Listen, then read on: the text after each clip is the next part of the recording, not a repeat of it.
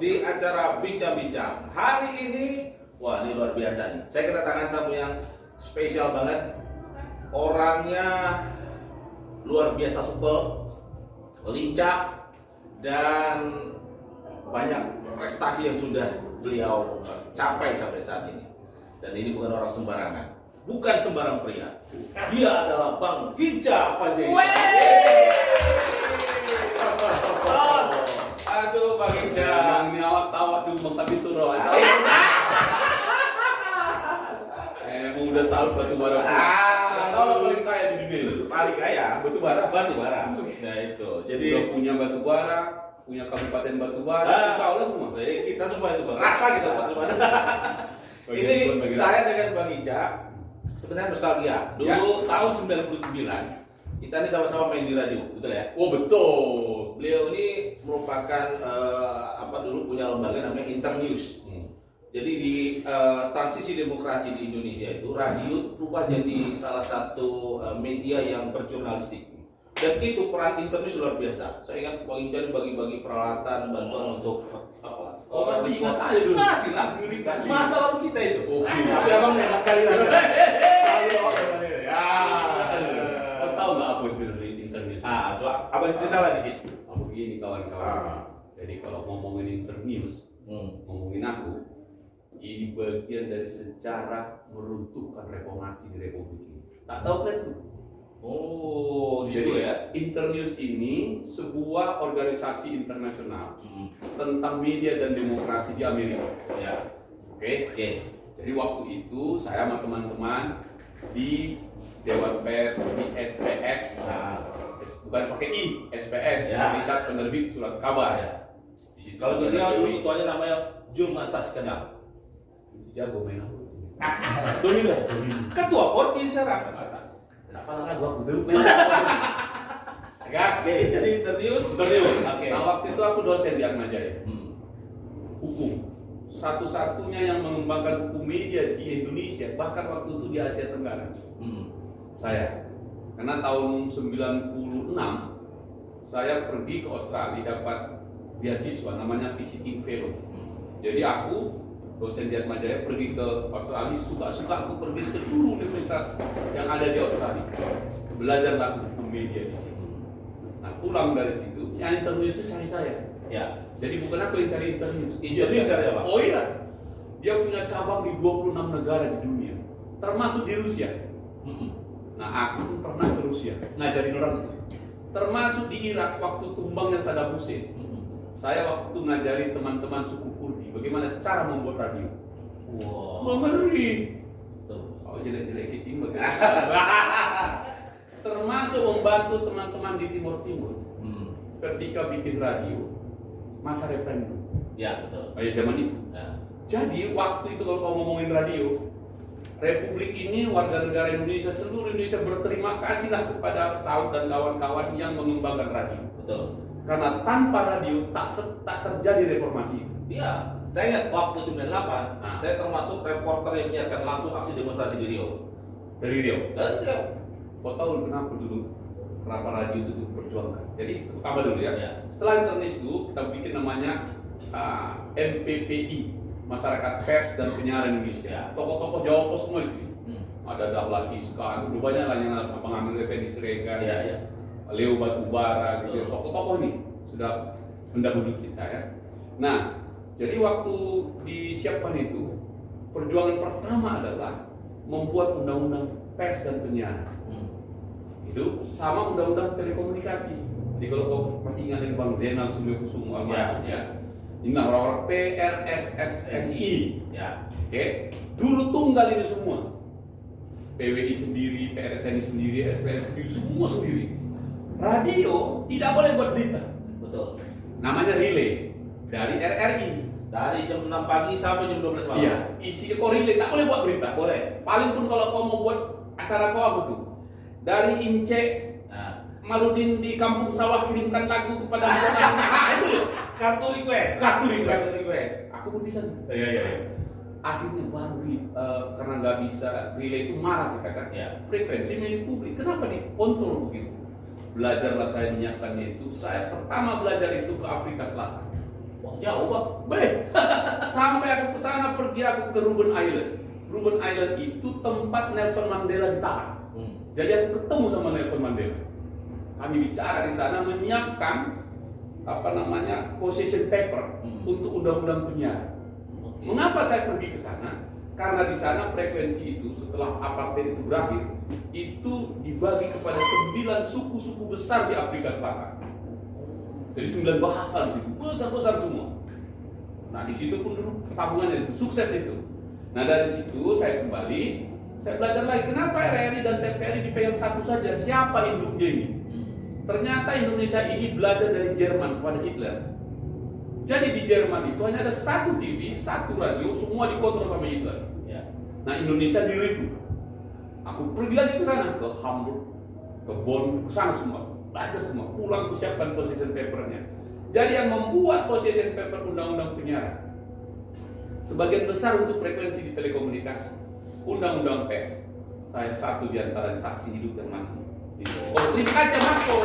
Kalau tak terjadi ini reformasi di Republik ini. Luar biasa. Saya ingat betul bagaimana masa-masa itu memang kita merasakan Bang. Ya. Kita siaran nggak bisa buat berita sendiri. Ya. Harus relay. Ya. Kalau tak relay datang surat sakti dari BPN. Ya. Kok tak relay? Besok ku cabut. Begitulah sampai. Tapi saya berterima kasih nih orang-orang seperti Bang Hinca, Internews dan banyak lembaga kemarin itu. Sehingga saya termasuk bisa belajar jurnalisme radio dengan BBC London, UNDP, HPPI yang kita dirikan dulu ya. Waduh, kenakan. Tapi itu masa lalu. Tapi jangan kau lupakan. Jangan dilupakan. Jas merah. Jangan sekali-sekali melupakan sejarah. Jadi teman-teman yang ada di panggung politik dan demokrasi hari ini, jangan sombong, Glenn. Ya, sebab panggung demokrasi itu media, radio, televisi, swasta, dan semuanya termasuk Rio TV dan kawan-kawan ini. Kepada Jawa Pos, semua negeri ini harus berterima kasih karena dia yang pertama kali menembus seluruh media-media lokal yang namanya radar itu. Tanpa itu, demokrasi hanya bertumpu di Monas saja. Gitu, itu ceritanya. Karena itu di Riau, teman-teman Rio TV, Rio Group ini, saya harus mengatakan kepada orang Riau semua, apalagi gubernur, bupati semua, hey, berterima kasih kalian sama media ini. Dan kita harus punya tanggung jawab besar menjaga tidak boleh mati media. Betul. Ingat itu. Karena kalau media mati, dia tiap pilar keempat dalam demokrasinya. Kalau media itu kita sebut panggung. Kalau tidak ada panggungnya, di mana politisi menari? Betul. Tapi kalian pun orang media jangan sombong sama politisi. Karena sebagus-bagus apapun panggungmu, kalau tak ada penari, siapa yang kau tonton? Situasi. Agak pandai kayak gitu. Minum dulu lah. Ini nilai spesial Mabes Kopi. Siapapun kalian orang Riau, orang Indonesia dimanapun, kalau kalian datang kemari namanya Mabes Kopi. Ya. Oke, belum orang Riau kalian. Kalau inilah panas. Aku minum dulu yuk. Sip. Masih kita ada gambarnya di dalam. Ya. Tahu rasanya nih? Ampat di mana? Apa itu Bang? Ampat sehat, 5 sempurna, alam mantap kali.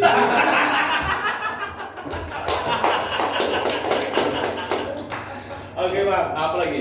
Itu sejarah yang barangkali mungkin akan kita kenal. Ya, harus dikenal. Apalagi Abang ini juga sudah banyak karya. Dia tidak hanya berbuat, tapi aktivitasnya, buku-bukunya juga jadi rujukan kita. Banyak buku-buku tentang pers, hukum pers yang sudah dilahirkan dari tangan dingin Dan Bang. kau bilang nanti ketua Polri tahu tuh. Apa dia tuh? Sekarang beralih ke Abang sekarang adalah anggota DPR RI Komisi 3. Ini ngeri. Jadi luar biasa kan ya, sekarang beliau ini adalah politisi yang namanya sudah tak diragukan lagi lah di pentas politik. Tapi tetap rakyat jelata. Oh iya, wakilnya rakyatnya.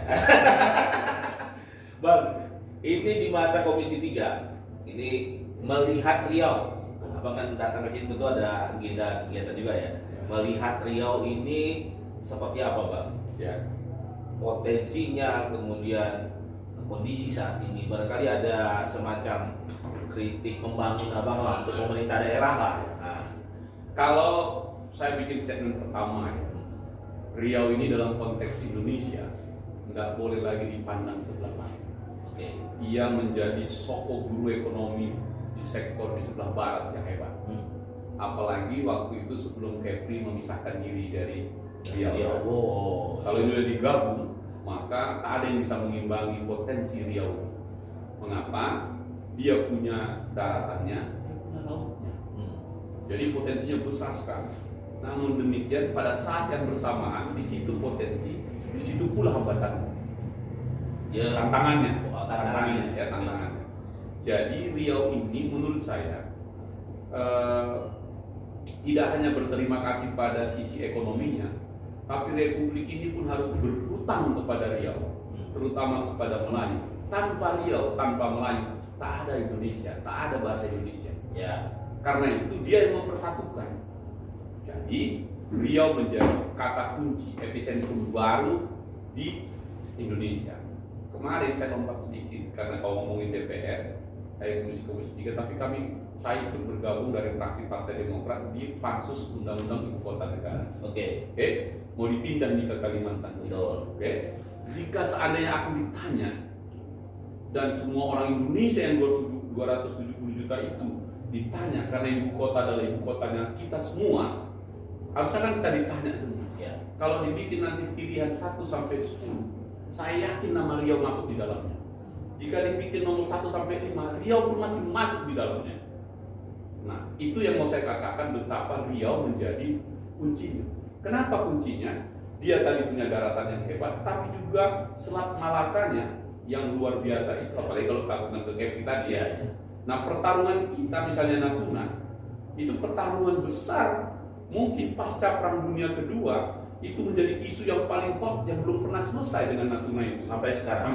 Karena China menganggap itu ya dia bersilat lidah dia, Laut Cina Selatan, dia bilang. Nah, berarti punya dia itu sampai ke selatan. Kita bilang enggak.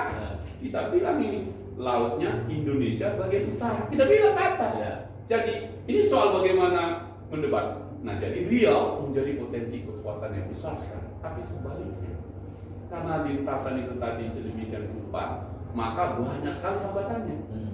Nah, karena itu kalau ke Komisi 3 tadi malam, atau kebiasaan saya, ritual saya sebagai politisi Komisi 3, setiap kali berganti Kapolda di Riau, saya akan pertama kali datang. Tapi tidak datang saat serah terimanya. Tidak mau saya mau ketemu 4 mata. Tadi malam saya ketemu dengan dia. Saya ajak Bung Agung Nugroho, Ketua Demokrat Riau, juga pimpinan DPRD-nya. Dia yang temani saya. Saya ketemu dia. Belum pindah sempat ke rumah dinas karena masih beres-beres yang lama. Saya ketemu di satu hotel. Kami bicara tentang Riau ini. Saya bilang, Bung Iqbal, saya biasa panggil Bung Iqbal. Saya begini cerita karena kedekatan itu. Kau sukses di Mandalika, Anda harus sukses di sini. Bang, aku bangun karir ini dari Riau. Ya, pernah di Lantas Pangkat, pernah Wakapolresnya. Ya. Pekanbaru. Jadi dia hafal nih. Saya bilang, Iqbal, saya ingatkan kau supaya kau bagus karirmu. Salah satu tugas Polri adalah ya, pengelolaan atau pemulihan ekonomi nasional. Maka Riau harus kau pulihkan ini. Gimana caranya? Gali lagi Siak, kerajaan Siak itu. Beri perhatianmu pada sungai Siak yang hebat itu. Itu potensi terbesar untuk ekonomi. Jadi jangan lagi membangun ke darat saja teman-teman. Baliklah ke air. Karena sebuah kota dimanapun di dunia pasti lahir karena ada airnya. Mengikuti alur sungai. Dalam sejarah negara-negara besar di mana di dunia pasti dekat air. Pasti itu. Nah, jangan lupakan Riau ini, jangan melupakan air. Karena itu sekaligus potensi, tapi juga di situ lalu lintas narkobanya. Jalur-jalur tikusnya di situ banyak, hitungan saya lebih dari 12 itu. Ya. Mulai dari pos sampai ke sana. Jadi saya bilang sama Bung Iqbal sebagai Kapolda, pegang. Nah, pertanyaanmu tadi, bagaimana tadi Riau? Saya membacanya begitu. Karena apa? Karena Malaysia adalah sumber utama narkoba ini. Ya. Pelabuhan-pelabuhan itu. Kau bandar-bandar narkoba, asal jangan kau jual di Indonesia, kau ke Indonesia silakan. Kira-kira begitu. Ya. Nah, jadi saya bilang sama Bung Iqbal juga, dan saya akan minta kepada teman-teman di sini sebagai politisi Komisi 3 saya, nanti di Komisi 3 DPR saya akan bilang, jika Bung Karno tahun 62 bilang ganyang Malaysia, saya akan bilang nanti 2022 kita akan berteriak ganyang bandar narkoba Malaysia itu. Dan dia dari sini harus melawan. Lalu saya bilang, Bung Iqbal nanti bersama teman-teman saya akan ajak fraksi kami Saya akan ajak teman-teman, wartawan semua, kita pergi ke Selat Panjang. Kita lihat di situ. Kita pastikan di situ, karena dari situ sumbernya semua. Ya. Jadi, karena begini situasinya Kotanya Riau, gimana potensinya? Besar. Tapi itu jadi soal. Nah, Selat Malaka ini adalah tempat lalu lintasnya. Kedua, Selat Panjang itu, kalau kita ngomongin perbatasan di Republik ini, entah di DPR, entah di pemerintah, yang ada itu perbatasannya di Kalimantan. Seolah-olah itu wajar. Ya. Tak ada perbatasan di Riau ini. Riau ini berbatasan dengan Singapura, dengan Malaysia. Kalau ke Kepri lagi masuk Vietnam, masuk Cina, masuk Thailand, sampai ke sana semua. Jadi ini perbatasan semua. Nah, Riau juga harus mengangkat soal perbatasan ini menjadi sesuatu yang sangat serius agar pembangunannya terus ini. Kalau tidak, akhirnya kita nggak dapat apa-apa. Menyumbang terbesar secara nasional ke pusat, tapi diturunkan kemari receh-recehnya. Ya. Nah, Dan masalah-masalahnya. Dan masalahnya. Karena nggak bantu diselesaikan. Nah, jadi kalau pertanyaan aku tadi begitu, sebagai politisi di Komisi 3 saya kejar terus itu. Sebab gini tambahannya, lebih dari 123 triliun tercatat di PPATK transaksi mencurigakan tentang narkoba di Indonesia. Berarti itu bandarnya besar. Sementara kita eceh-eceh yang ditangkap penggunanya 0,1 gram masuk penjara, 0,9 gram masuk penjara, penuh itu penjara. Ya. Jadi beban negara lagi. Beban negara. Polisi dibiayai pakai APBN Anda. Jaksa menuntut pakai APBN menuntutnya. Hakim pakai APBN. Sukses orang di 3 masukkan ke penjara. Sampai penjara tahun ini di Komisi 3 kami ketok membiayai orang makan di penjara 4 triliun. Wow. Mana suksesnya? Sukses itu harusnya mencegah. Mencegah. Kalau bisa seluruh lapas di Riau ini kosong narkobanya. Bandarnya sikat, tembak mati boleh. Tapi penggunanya itu kan korban, warga negara. Jadi kalau itu kita lawan bersama, nggak bisa nggak. Harus ikut tanggung jawab kok. Masalah ini kan kita sampaikan. Oh ya itu. Dan coba-coba narkoba ini, sikat lawan. Suruh Kapolda sikat habis ya. Aku bilang sama Kapolda, sama Kapolri juga. Jadi waktu itu di Tanjung Balai, di Saran sana Tanjung Balai, Sumatera Utara, adalah aparatus itu nangkap ratusan kilo. Sor juga dijualnya. Oh ya, kasus kemarin. Nah kan, aku bilang sama Kapolri, saudara Kapolri, kalau kemudian aparatusmu yang menjual, pertanyaannya siapa bandarnya? Siapa lebih jahat? Orang itu atau kita? Itu viral, tonton jutaan orang sekarang. Ini harus kita suarakan. Kenapa ini tanggung jawab kita sesama manusia, tetapi juga kepada Tuhan Sang Pencipta. Pasti Tuhan waktu ciptakan kita nggak ada niatnya untuk merusak kita. Mengapa orang itu merusak kita? Jadi kita lawan ganyang bandar narkoba Malaysia. Tak ada cerita. Main ini.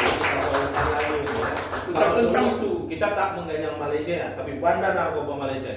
Bandarnya. Ini yang harus. Penjahat ini. Kalau nggak masa depan generasi berikut hancur.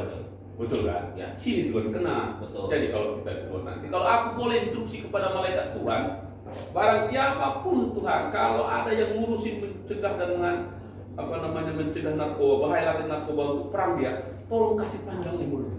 Sebab kita bantu menolong seluruh yang kau ciptakan ini sehat walafiat sampai kau jemput mati nanti.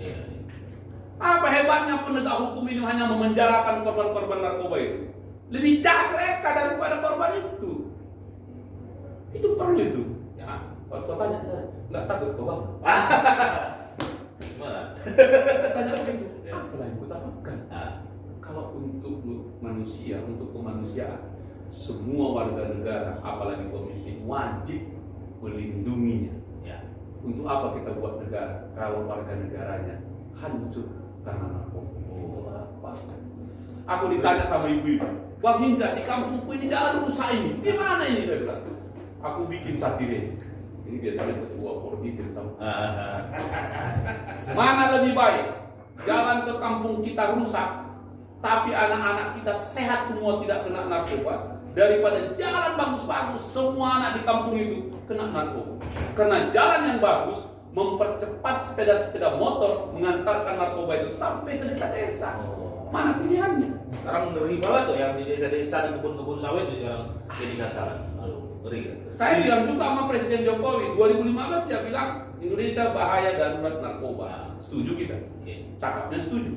Tapi aksinya nggak ada yang darurat. Saya akan marah dan protes keras bila hari peringatan anti narkoba dunia diperingati di hotel habis uang ratusan juta, penghargaan ke Sianu, penghargaan ke Sanu. Kenapa uang itu kau pakai di hotel untuk memberi penghargaan sih? Bukankah lebih bagus kau rehabilitasi entah 2 atau 3 anak Indonesia? Lebih mulia itu daripada kau bikin upacara-upacara Seremonial semacam. seremonial. Hentikan seremonial itu. Sosok. Mana tepuk tangannya woi? Iya kan? Betul. Agak emosi tapi. Oh, Tapi ini berikut itu tadi agak emosi juga lah. Ini Demokrat. Semua. Jadi perlu saya singgung-singgung. Kalau kau bilang demo agak kebetulkan tuh. Apalagi kan Jangan susah nanya ya. Kehormatan ya. Ya. Kalau kita lihat kisru-kisru kemarin itu yang kelompoknya KSP sudah mungkin agak menurun. Tapi prediksi saya belum tentu selesai. Masih agak apa juga nih ambisi ini nampaknya ngomong-ngomong dan apa kira-kira yang sedang dipikirkan atau dipertimbangkan oleh teman-teman di Demokrat untuk terus dapat menjaga partai ini jadi partai besar. Kalau kemarin saya baca surveinya Bang, lumayan bagus juga, udah nomor 3 terbesar kan. Dan terus naik trennya nampaknya. Tapi kan dari luar itu sepertinya nggak henti-henti mau mengobok-obok. Suatu ketika aku punya wawancara imajiner kepada Hang Jebat, Hang Tua, Hang Kesturi dan Hang Lekir. Manis. Kami wawancara. Ya. Kenapa kalian begitu hebat di lautan? Tak ada pelaut yang hebat kalau tak menghadapi badai. Katanya. Oke, kalau begitu saya sepakat. Demokrat pun begitu. Dia akan makin besar karena dia berhasil melewati ombak-ombak dan badai. Kelompoknya Blok M, saya menyebutnya Blok M. Kalau dipanjangkan itu ya Blok Muldoko. Blok M. Bukanlah lawan yang ringan, tentu berat karena dia KSP, dekat dengan istana, begitu ya, dan kawan-kawan. Tentu sangat serius. Yang kalau pakai tadi wawancara imajiner tadi itu, tentu itu gelombang yang besar. Kami menyadari. Namun demikian, awak ini sudah terlatih juga sama anak-anak Demokrat di Riau ini. Beberapa tahun yang lalu, badai itu pun pernah terjadi di sini. Saat ketua umum kami Pak SBY, almarhum Ibu Ani, saya dan tokoh-tokoh besar partai datang kemari, dan di situ pula diuji ketika pertarungan simbol-simbol dan atribut partai berguguran di jalan-jalan utama di Pekanbaru. Kami melakukan perlawanan yang sangat serius.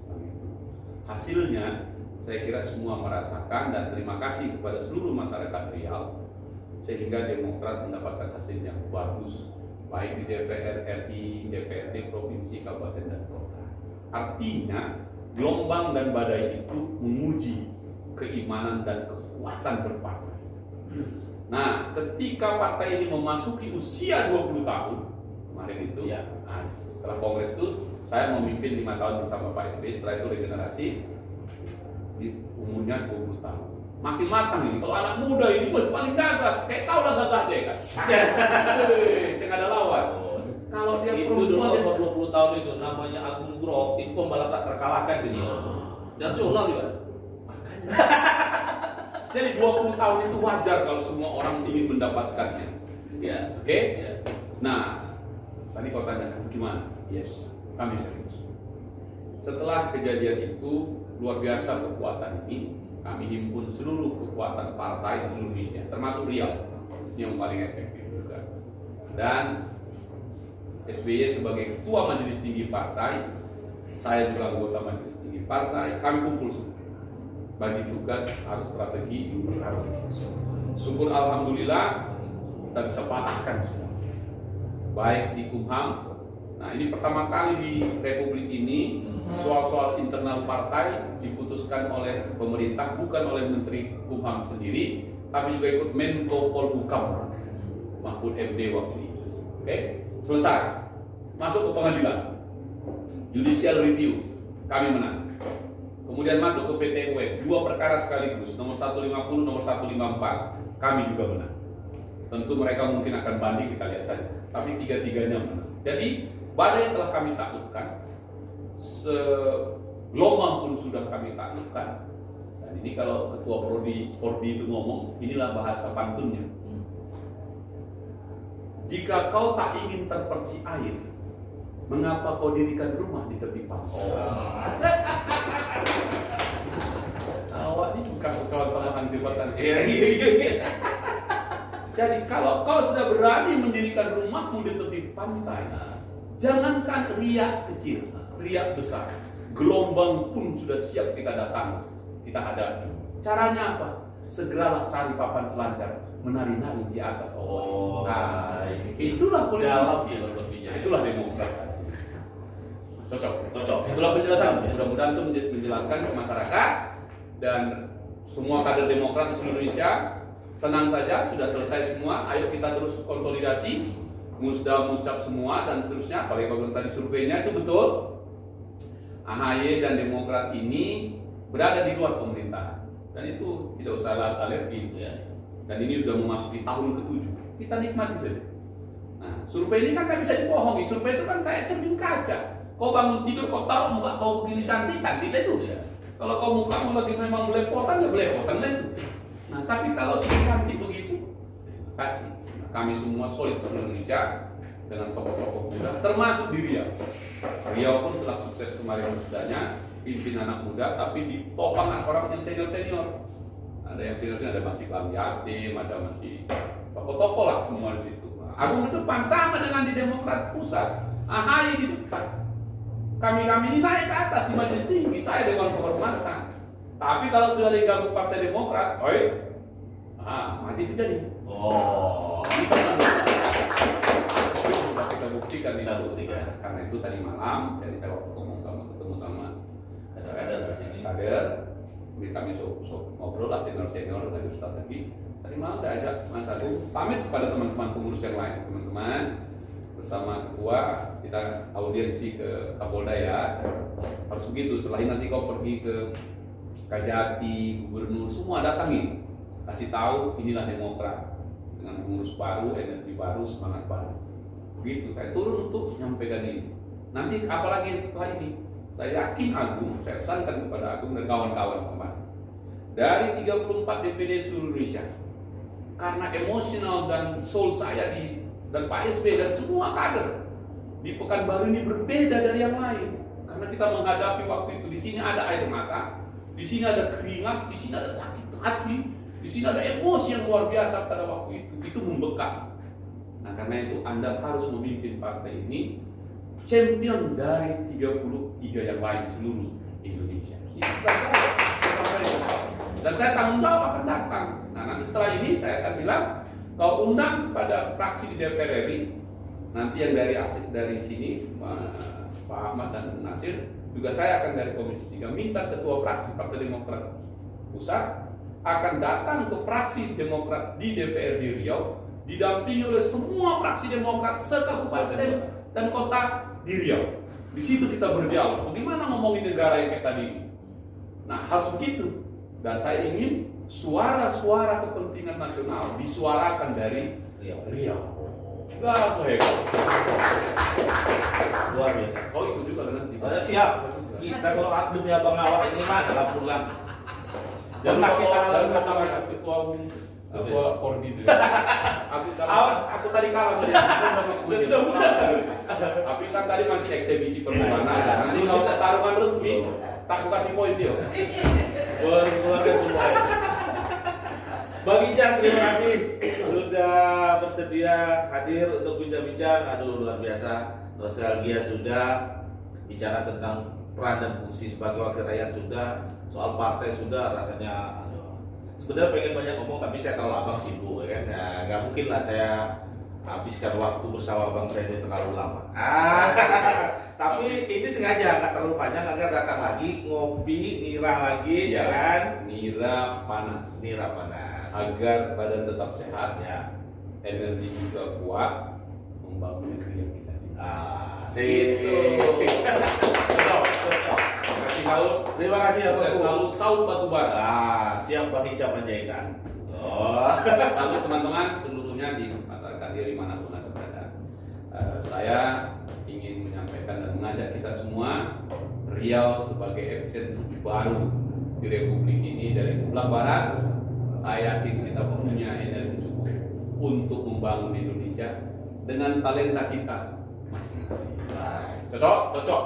Oke. Gunakan semua potensi yang ada, kekuatan yang ada, bersinergi, bersatu padu, pemerintah, politisi, media, masyarakat semua. Insya Allah Riau akan menjadi provinsi yang paling hebat di masa-masa yang akan datang.